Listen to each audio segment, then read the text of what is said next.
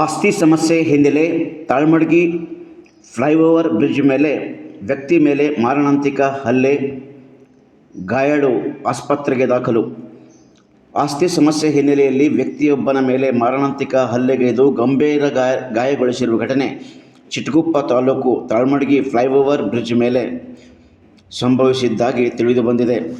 ಹಲ್ಲೆಗೊಳಗಾದ ವ್ಯಕ್ತಿಯನ್ನು ಬಸವಕಲ್ಯಾಣ ತಾಲೂಕಿನ ಬಗ್ದೂರಿ ಗ್ರಾಮದ ನಿವಾಸಿ ಉದಯಕುಮಾರ್ ಶಿವಪುತ್ರಪ್ಪ ಮೂಲ್ಗೆ ಎಂದು ತಿಳಿದುಬಂದಿದೆ.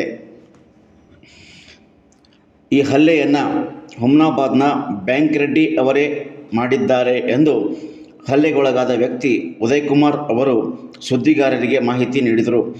ಘಟನೆ ಕುರಿತಂತೆ ಹಲ್ಲೆಗೊಳಗಾದ ವ್ಯಕ್ತಿ ಪೊಲೀಸರಿಗೆ ದೂರು ನೀಡಿದರೂ ಈವರೆಗೂ ಪ್ರಕರಣ ದಾಖಲಿಸಿಕೊಂಡಿಲ್ಲ ಎಂದು ತಿಳಿದುಬಂದಿದೆ.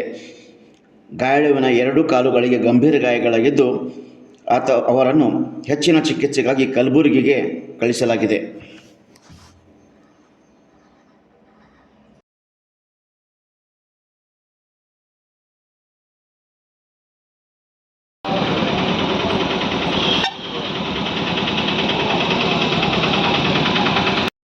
ಈ ಕಡೆ ಮಾರಿ ಮಾಡ್ರು,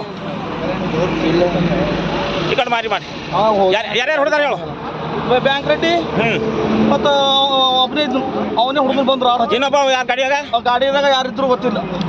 ಗಾಡಿ ಅಡ್ಡ ತಂದು ಹಚ್ತನು. ಯಾವ ಗಾಡಿಯಾಗ? ಅದು ಸಫಾರಿ ಗಾಡಿ ಇತ್ತು. ಸಫಾರಿ ಗಾಡಿ ವೈಟ್ ಕಲರ್. ಬ್ಯಾಂಕ್ ರೆಡ್ಡಿಗೆ ನೀನು ನೋಡಿದ್ ಪಕ್ಕ ನೋಡಿದ್ರು.